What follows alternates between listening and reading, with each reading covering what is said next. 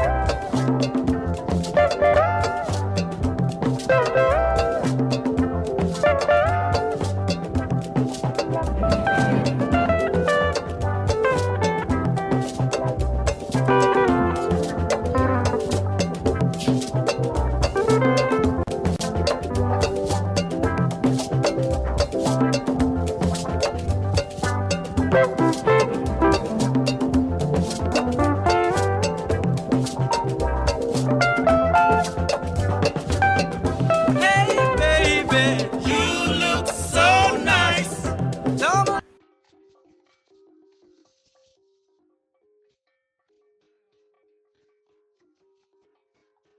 So that was Ebotelo Sana from his album in 1977, and you could clearly hear the cowbell rhythm that I mentioned earlier. And when you're listening to that cowbell rhythm, you could feel the gong, and this rhythm is being played by a smaller type of gong, not the size of the ogene that we find in the southeastern part of Nigeria.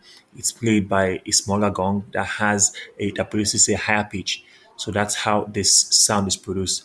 I hope we're able to pick out the sound and this rhythm that I was talking about. Yeah, of course, yes. It's very prominent in the music. But also, one thing I noticed is that it's not the sound. It's a bit different from Ogene. Ogene's sound. Ogene's sound seems more rounded, um, and in terms of timbre, the Ogene sound is a bit more Dark. colorful or darker. Uh, this one that we heard just now sounds a bit brighter in terms of timbre, and in terms of pitch, it's a bit also higher. I don't know if any other person picked that up. Could it be that the size or the kind of instruments used in making it, uh, or is it just something that is traditionally a differentiator? So for me personally, I think it's more of about the size than the material being used to play the instrument, or maybe the material used to make the uh, small gong. So I think it's more of the size, because when you look at the sound that is being produced by the single short Ogene is used by town criers, and this it sounds a little bit similar, maybe not entirely the same, but it has the same high pitched, sharp sound like the one used to play the cowbell in Ghanaian high life. So basically, I think it's just about the size of the instrument because maybe the shorter instrument produces like a higher pitched, sharper sound than the more rounded sound that has been produced by the ogene being used by musicians to play ogene music.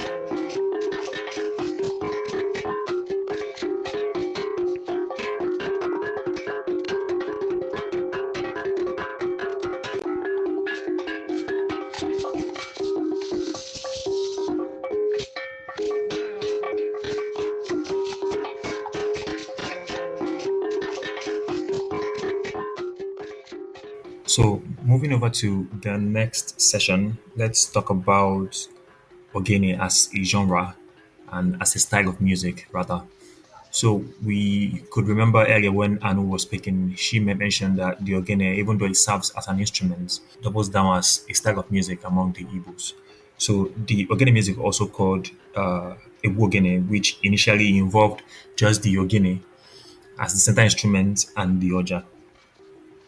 It kind of evolved over time to incorporate other traditional Igbo instruments, like the opokolo, which is the clav. You have the ekwe, which is also called the slit drum in English.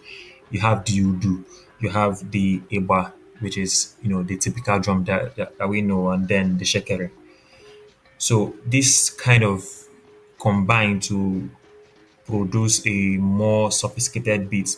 But mind you, it's the ogene that kind of produces the melody, the main melody that people dance to, or maybe the dancers accompany the group dances to. So in this style of music, the twin bells are the ones used. And if you could also remember when we were speaking earlier, when Precious was talking earlier, she made mention about the noticeable difference in sizes of this instrument. So we have the bigger side, which kind of produces a more rounded sound. I would say not so high pitched, but it's high pitched because again, it's usually high pitched.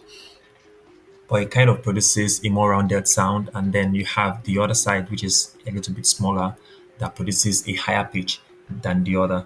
So this bigger side is set as the male, and the other side, which is the smaller and the one that produces a lower pitch sound, is termed to be the female side.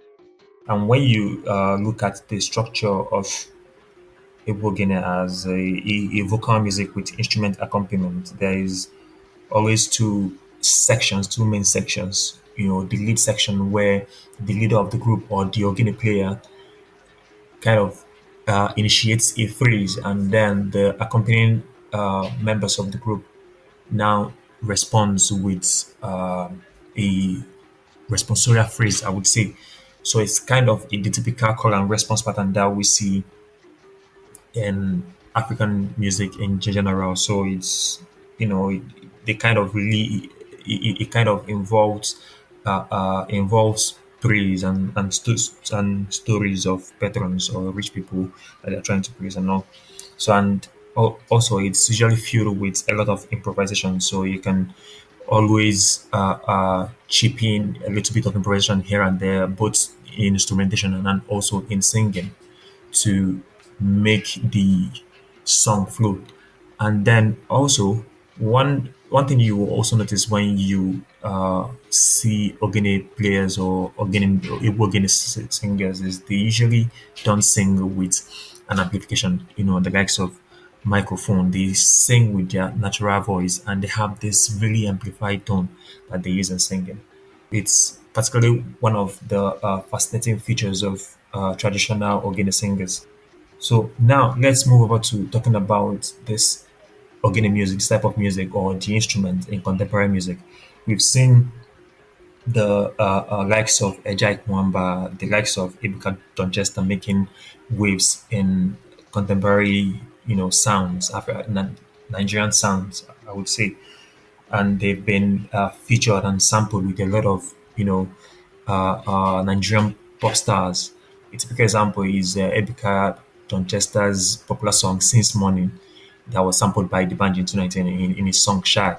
Although it kind of there was a little bit of bad blood because Edgar Donchester posted on social media that the band didn't get the appropriate licensing to sample the song, and he called him out on social media severally. But I don't think that actually bore any fruit because I could, or maybe they settled in the background because I can still see the song on streaming platforms. So we have also seen Ejek Nwamba feature rap stars, Igbo rap stars, particularly the likes of Kola Boy rapping over Igbo Ogene beats, which is a very interesting thing to see. We've also seen Ogene music and Ogene instruments being used and fused with Afrobeats. A typical example is Umo Bilibu and Davido's popular song Dalton Thomas. And then we've also seen it in Fino and Peruzzi's song Money. The incorporation of these sounds, these traditional sounds in contemporary Afro beats music. It's quite fascinating. So I'm going to play in a sample so that we can hear this instrument in play when it's being fused with Afrobeats. So we are going to be listening to Dalton Thomas by Umo Bilibo Garigaga and Davido.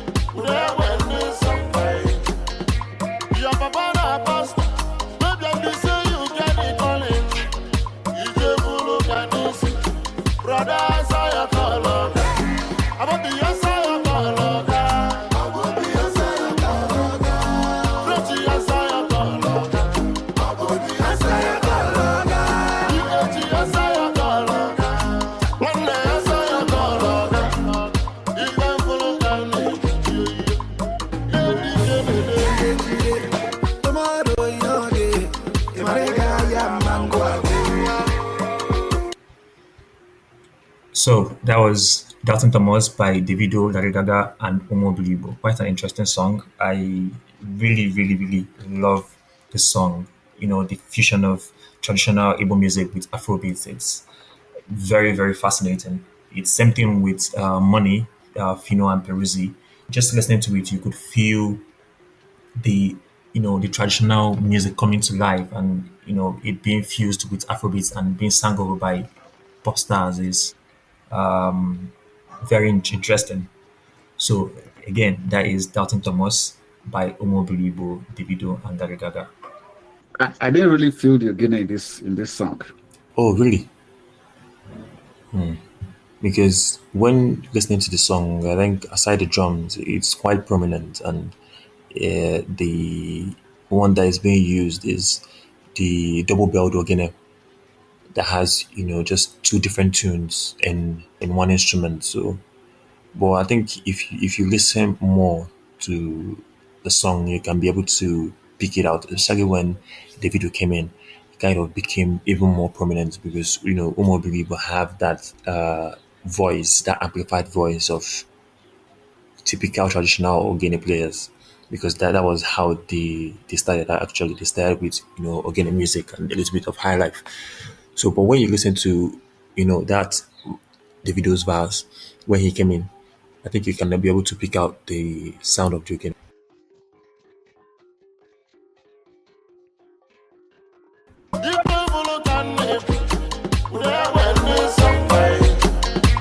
Your papa na pastor, no be be say you get the calling.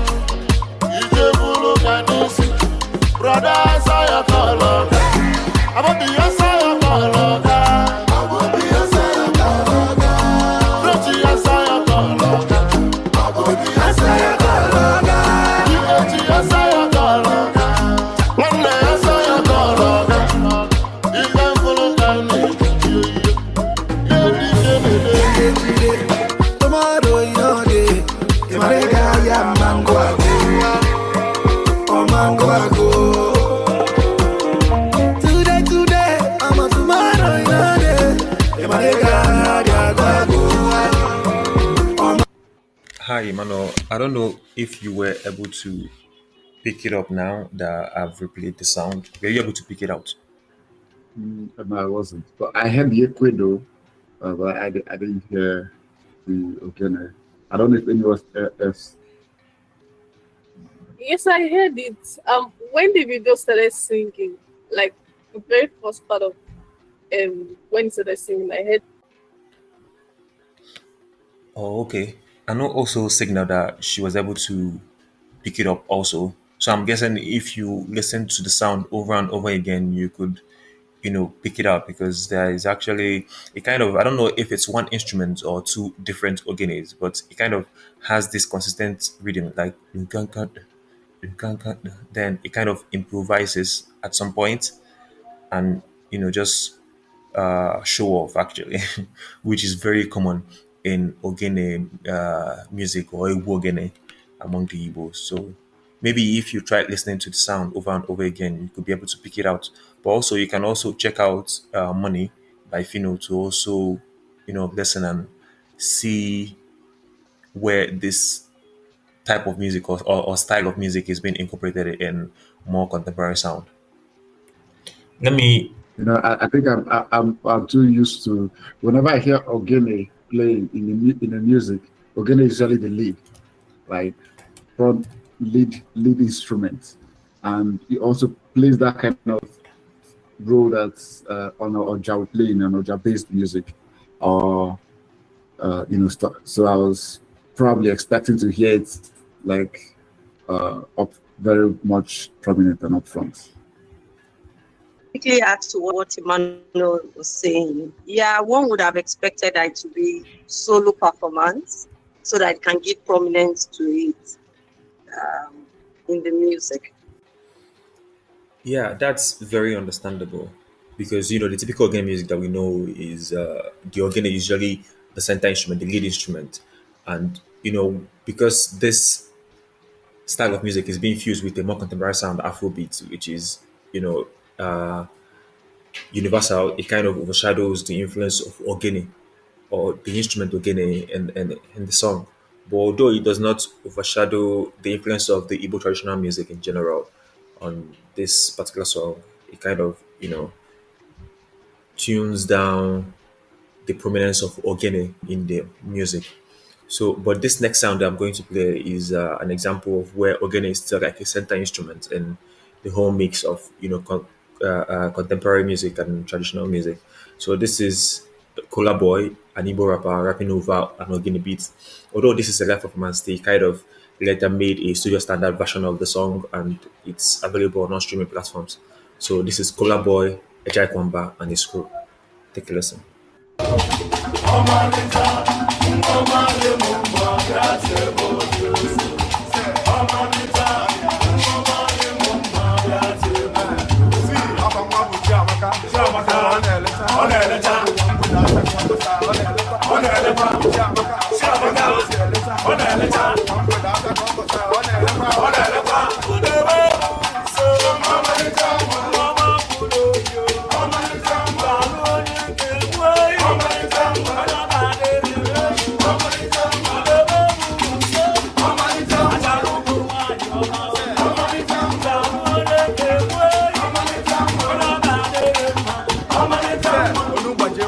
nwata gafee ha na-ekiri your beauty na-enwe langa throat o toro ogo ka eriri and ịma na iburu Jeriko ọmụnwa bụdị mgbidi nwa bụrụ akara maka chukwu ọmụnwa bụdị